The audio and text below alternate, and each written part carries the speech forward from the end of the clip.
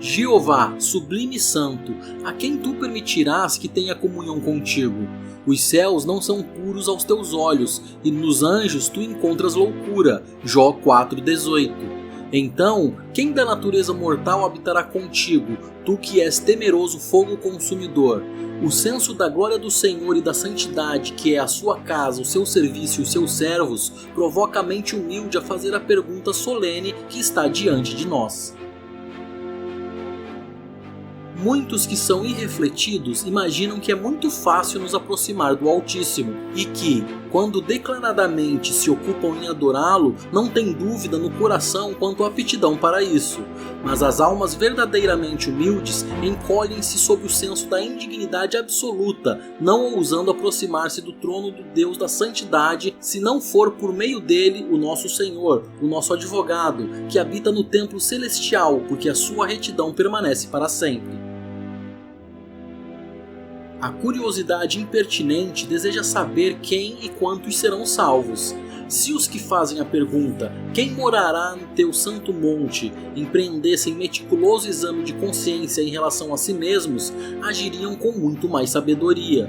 Os membros da Igreja Invisível, que é o tabernáculo de adoração a Deus e o monte da eminência, devem diligentemente esforçar-se para terem a preparação de coração que os qualifica para serem os ocupantes da casa de Deus.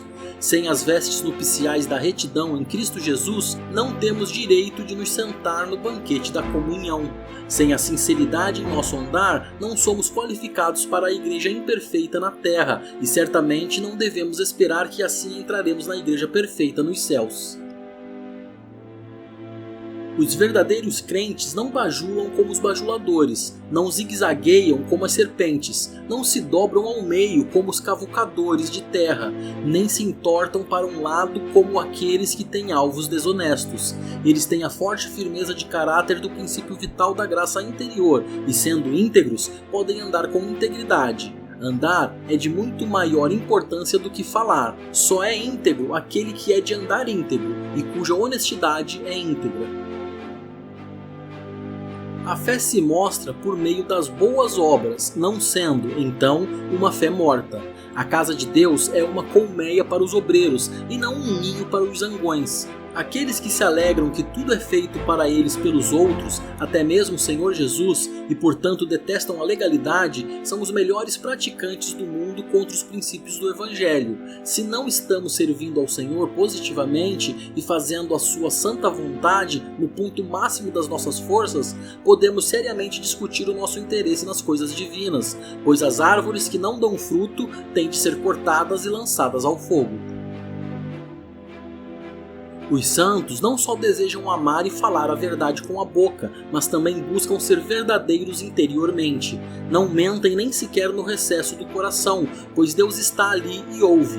Desprezam significados dúbios, subterfúgios, ambiguidades, mentiras brancas, bajulação e logros. As verdades, como as rosas, têm espinhos, mas os homens bons as usam no peito. O nosso coração tem de ser o santuário e refúgio da verdade, mesmo que seja ela banida do mundo ao redor e expulsa dentre os homens. Mesmo correndo todo tipo de risco, temos que receber o anjo da verdade, pois a verdade é a filha de Deus. Devemos ser cuidadosos em realmente fixar e estabelecer tal princípio no coração, pois a ternura da consciência em relação à veracidade, como a camada aveludada de um pêssego, precisa de manipulação suave e, uma vez perdida, será difícil de recuperá-la. Jesus era o espelho da sinceridade e da santidade, que sejamos cada vez mais conformados segundo a sua similitude. Há um modo calunioso de caluniar com o coração quando pensamos muito duramente sobre alguém, mas é a língua que faz o dano. A língua de alguns homens morde mais que os dentes. A língua não é de aço, mas corta, e as feridas são muito difíceis de sarar. Aqueles que refreiam a língua não darão licença para as mãos. Amar o próximo como a nós mesmos nos torna zelosos do bom nome do próximo, cuidadosos para não causarmos danos aos seus bens ou, pelo mau exemplo, corromper-lhe o caráter.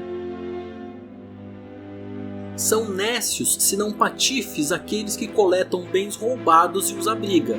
Na difamação, como também no roubo, o receptor é tão culpado quanto o ladrão. Se não houvesse pessoas que gostam de ouvir fofocas, haveria um fim do comércio de espalhá-las. John Trapp diz que o fofoqueiro carrega o diabo na língua e o ouvinte de fofocas leva o diabo nos ouvidos. Temos de ser tão honestos em prestar homenagens quanto a pagar as contas, dar honra a quem é devido. Temos uma dívida de honra com todos os homens bons. Não temos o direito de entregar o que lhes é devido a pessoas vis que estejam ocupando lugares de posição.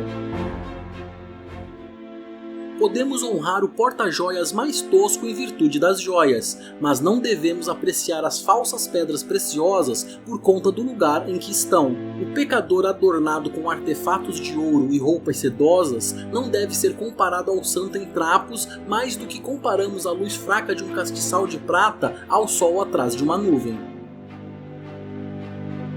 Os comerciantes perspicazes podem fazer negócios que causam perdas sérias, mas seja o que for que percam, se mantiverem a honra, as perdas serão suportáveis. Se perderem a honra, tudo mais estará perdido.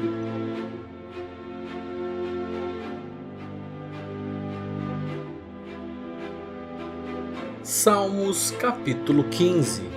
Senhor, quem habitará no teu tabernáculo? Quem poderá morar no teu santo monte?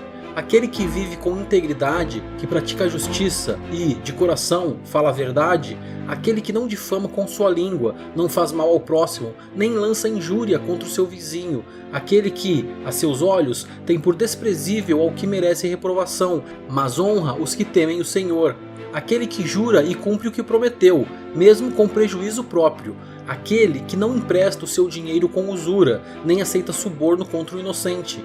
Quem age assim não será jamais abalado.